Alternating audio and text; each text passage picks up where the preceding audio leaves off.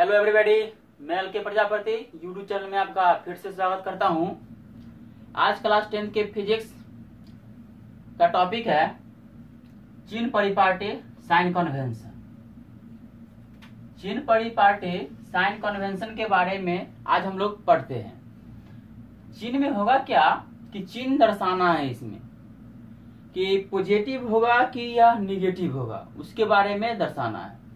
पहला नंबर तो चिन्ह परिपाटी में प्रतिबिंब, पहले गोलीय दर्पण में प्रतिबिंब दो स्थिति में बनता है, एक अवतल दर्पण बनता है और एक उत्तल दर्पण में।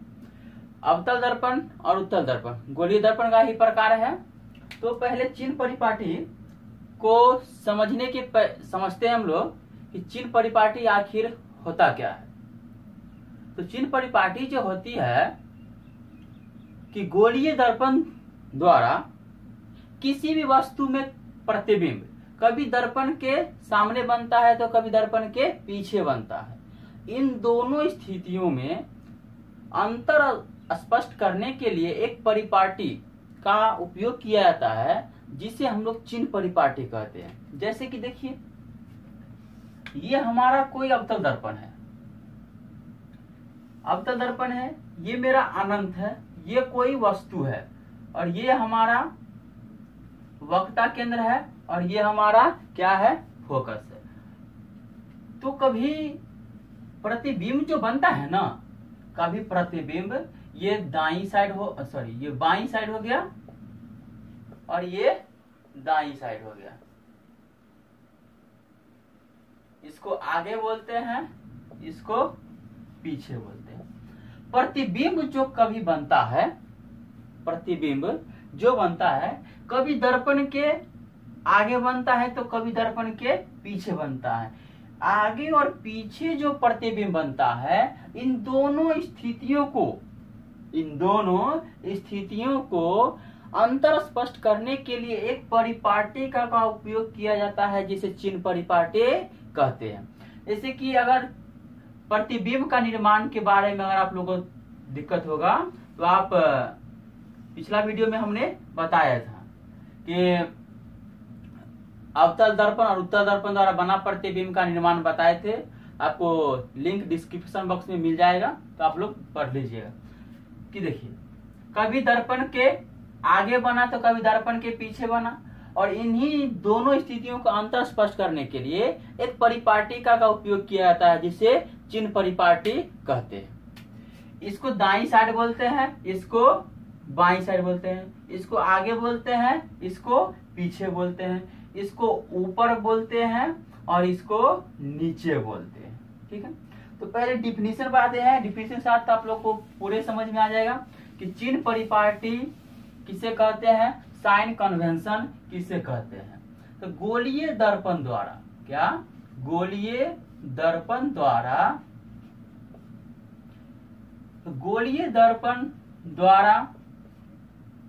किसी वस्तु का प्रतिबिंब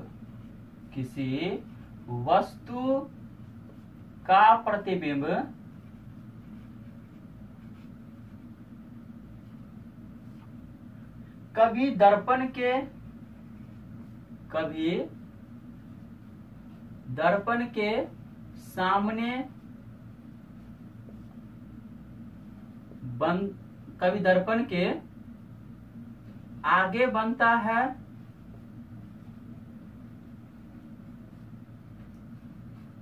तो कभी दर्पण के पीछे बनता है।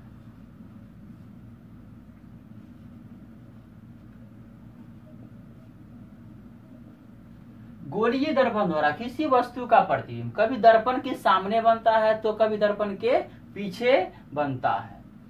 इन्हीं दो स्थितियों में अंतर स्पष्ट करने के लिए अंतर स्पष्ट करने के लिए एक परिपाटी का उपयोग किया जाता है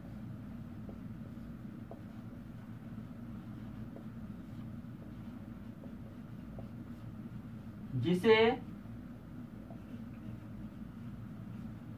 चिन्ह परिपाटी कहते हैं। चिन्ह परिपाटी कहते हैं।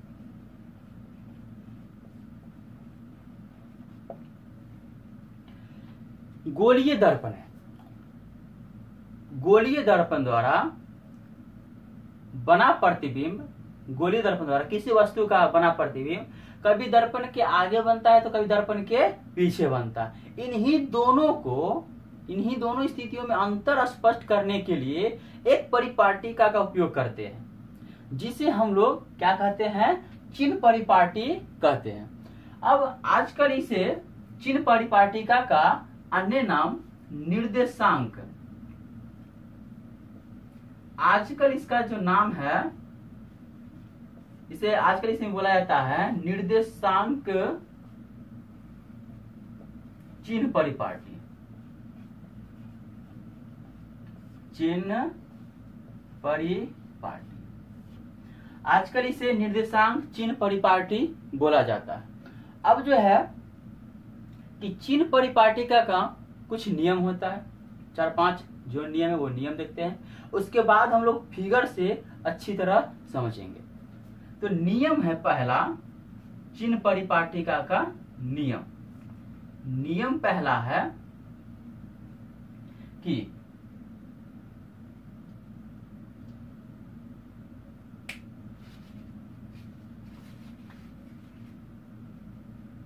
इसको हटाते हैं।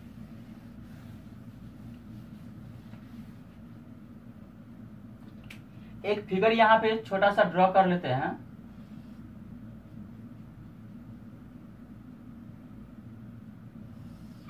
ये हमारा अनंत है, अनंत को O मान लिए, ये वक्रता केंद्र C हो गया, ये फोकस हो गया और ये ध्रुव P हो गया, मान लिए।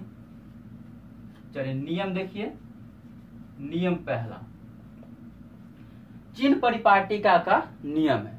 अगर ये चीज आप समझ गए तो अवतल दर्पण और उत्तल दर्पण दोनों सूत्र होता है। अवतल दर्पण में सिद्ध करना होता है 1/f बराबर 1/u प्लस 1/v, और उत्तल दर्पण में भी होता है 1/f बराबर 1/u प्लस 1/v। आप लोग को कोई दिक्कत नहीं होगा। अब यहाँ पे देखिए कि नियम पहला क्या होता है कि चिन्ह परिपाटिका का ध्रुव को किससे सूचित करते हैं, P से। ध्रुव को मूल बिंदु मानकर, मूल बिंदु ओरिजिन, ध्रुव को मूल बिंदु मानकर सभी दूरी मापी जाती है।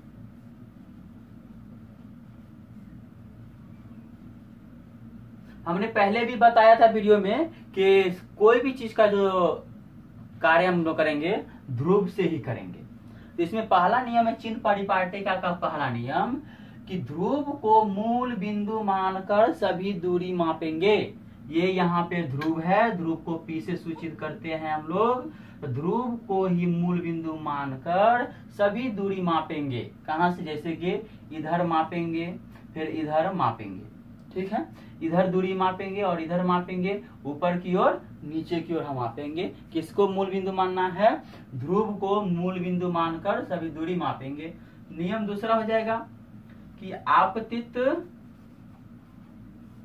प्रकाश के दिशा में, आपतित प्रकाश के दिशा में सभी दूरी धनात्मक होती है। सभी दूरी धनात्मक होती है। आपतित प्रकाश हो गया क्या कि जैसे प्रतिबिंब बनता है, प्रतिबिंब बनता है, जैसे कि यहाँ पर कोई वस्तु रखा हुआ है और प्रतिबिंब यहाँ बना पीछे, तो वह क्या होगा, धनात्मक होगा। और जहां प्रतिबिंब बना वस्तु है और प्रतिबिंब नीचे बनता है तो वह ऋणात्मक होता है। जैसे देखिए वाला नियम कि दूसरा नियम है आपतित प्रकाश के दिशा में सभी दूरियां क्या होती है, धनात्मक होती है।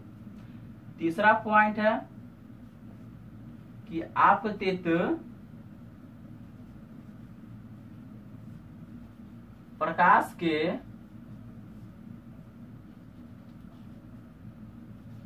विपरीत दिशा में सभी दूरियां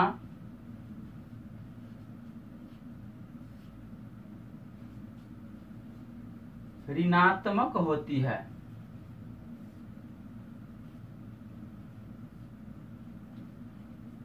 समझिए अब तीसरा पॉइंट क्या कहता है कि आपतित प्रकाश के विपरीत दिशा में सभी दूरियां क्या होती है, ऋणात्मक होती है। ये हमारा है आपतित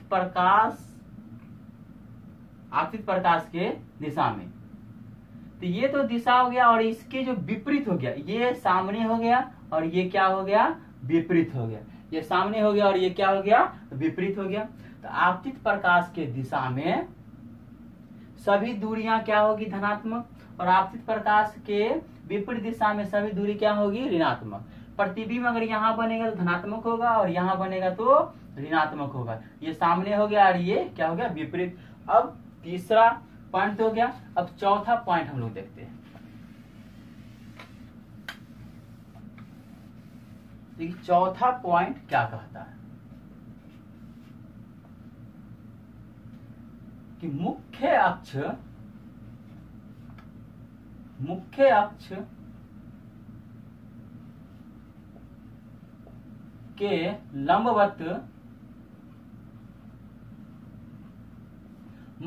के लंबवत ऊपर सभी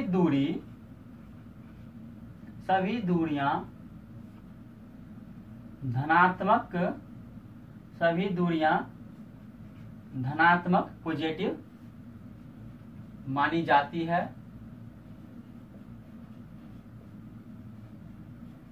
पांचवा पॉइंट देखिए कि मुख्य अक्ष के लंबवत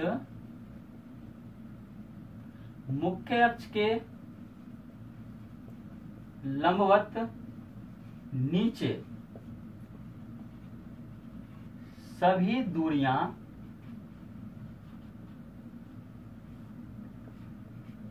ऋणात्मक मानी जाती है। देखिए ये जो है हमारा, ये मुख्य अक्ष है। ये क्या है हमारा, ये मुख्य अक्ष या प्रधान अक्ष। मुख्य अक्ष या दूसरा नाम इसका क्या है, प्रधान अक्ष। प्रधान अक्ष या मुख्य अक्ष के ऊपर, इधर नहीं प्रतिबिंब बनेगा उधर नहीं, मुख्य अक्ष या प्रधान अक्ष के ऊपर जितना भी दूरी होगा वह क्या होगा, धनात्मक होगा, पॉजिटिव होगा। और मुख्य अक्ष या प्रधान अक्ष के नीचे जितना भी दूरी होगा क्या होगा, वह ऋणात्मक होगा। ये तो हमारा 5 नियम होता है क्या, किसका, चिन्ह परिपाटिका का। पहला नियम हो गया कि ध्रुव P को मूल बिंदु मानकर सभी दूरी क्या की जाती है, मापी जाती है। आपतित प्रकाश की दिशा में सभी दूरियां क्या होती है, धनात्मक होती है। आपतित प्रकाश के विपरीत दिशा में सभी दूरियां ऋणात्मक होती है। और चौथा पॉइंट है कि मुख्य अक्ष के लंबवत ऊपर सभी दूरियां धनात्मक होती है। और पांचवा पॉइंट है कि मुख्य अक्ष के लंबवत नीचे सभी दूरियां क्या होती है, ऋणात्मक होती है। अब ये तो अब हम लोग फिगर के साथ समझते हैं सभी चीज को।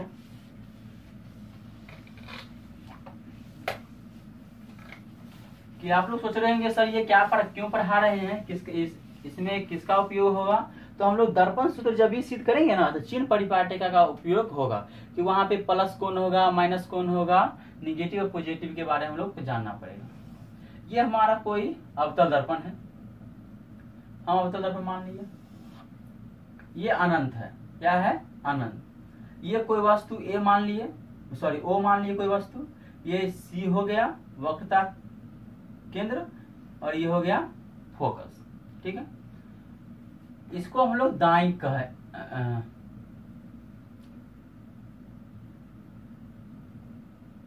इसको हम लोग बाईं तरफ बोलेंगे, इसको हम लोग दाईं तरफ बोलेंगे। ठीक है, अब यहां पर ध्यान दीजिएगा, इधर भी प्रतिबिंब बनता है, इधर बनता है, कभी एक बनता है, हमने पिछला वीडियो में हमने बताया था। इधर बाईं हो गया और इधर क्या हो गया, दाईं हो गया।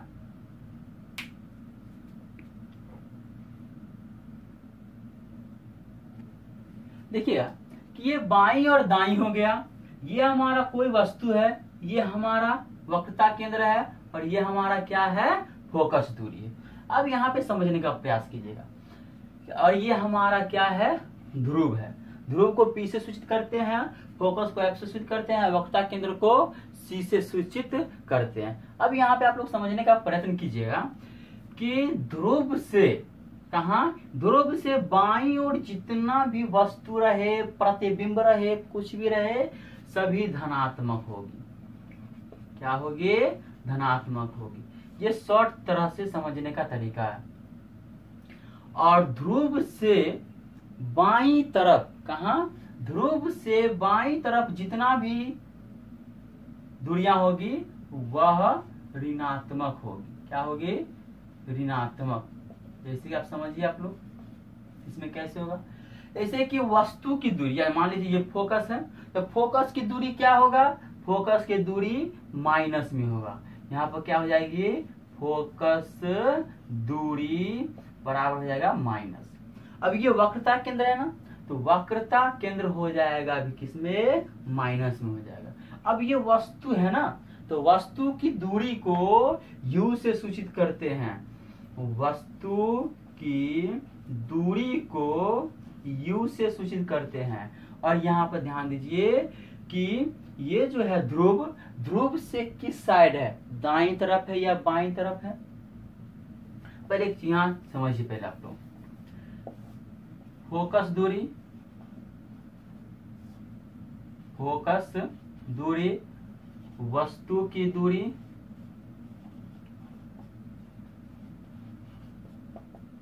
प्रतिबिंब की दूरी, प्रतिबिंब की दूरी, ये बहुत ही इंपॉर्टेंट है ये तीनों। अब यहां पे समझने का प्रयास कीजिए, फोकस दूरी, अगर ध्रुव से कुछ अवतल दर्पण रहे या उत्तल दर्पण रहे, उससे हमको मतलब नहीं है, सिर्फ ध्रुव से देना है। ध्रुव को ही मूल बिंदु ओरिजिन मान करके सभी दूरी मापी जाती है।